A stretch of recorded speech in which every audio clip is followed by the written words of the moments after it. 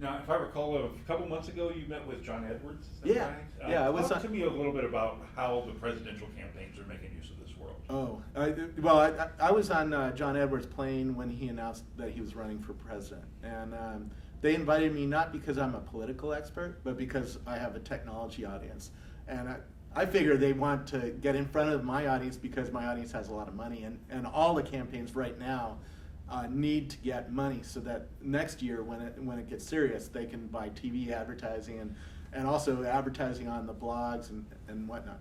But the campaign itself was very interesting because on the plane there was 6 people. I think it was 6 people. So sitting next to John was a strategist. Sitting next to him was a lady who was carrying around a video camera and taking lots of videos behind the scenes and also the official stuff that was going on stage and putting that on YouTube. There was a person who had a couple of Canon 5D digital cameras, and she was taking pictures of everything that moved and putting those up on Flickr. There was a guy who was a blog like liaison, I guess. He would take messages out of John Edwards. John would tell him what to say, or would write it himself and email it to him, and then he would post it on the blogs like Daily Kos or Huffington Post, or all the different blogs that cover the political world. And he would also be reading the blog search engines and bringing news back into John. I saw that they let me sit with him the entire time, and he was showing him his BlackBerry. Hey, what should we say about this? Oh, say this. And there was this conversation.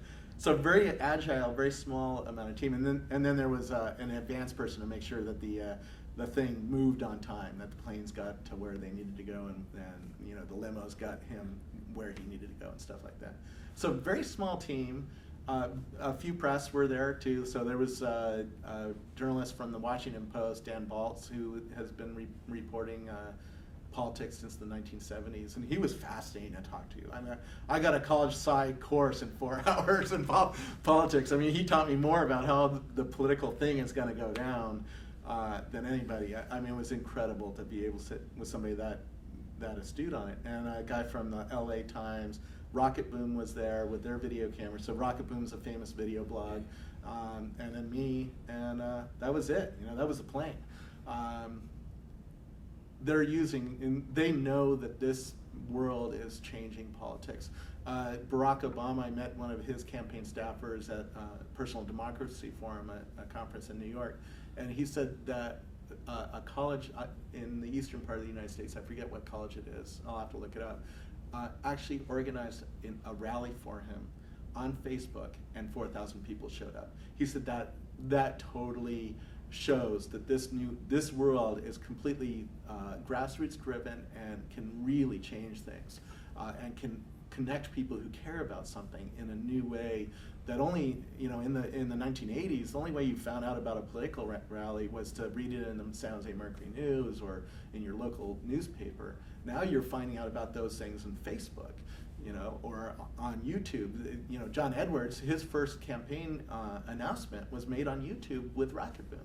So this new world is shifting. You're sensing it shift, and John said on stage in Nevada that this is where people should get their news now about the politics. Because he can put his entire campaign speech up. CNN's only going to play 10 seconds of that, right? And sort of make a broad sweeping generalization about what he said or Barack said or what Mitt Romney said, or in 10 seconds you're going to get some bromide, right, that was decided on for you. Well, on YouTube, you can watch his own, Barack's entire speech in Oakland, and you can decide for yourself whether you like the guy or not. You don't have to just let CNN decide anymore. And you look at the Clinton campaign. What's going on right now with the Sopranos?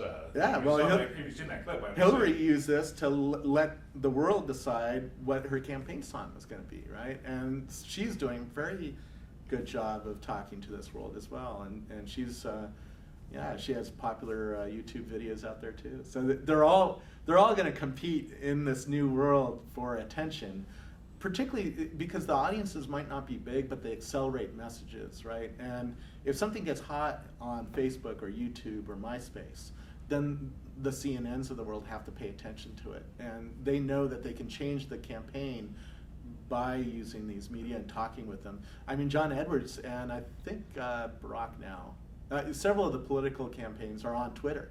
And actually, I was sitting on the floor at South by Southwest conference having a conversation with John Edwards, and he was somewhere on some plane somewhere, you know.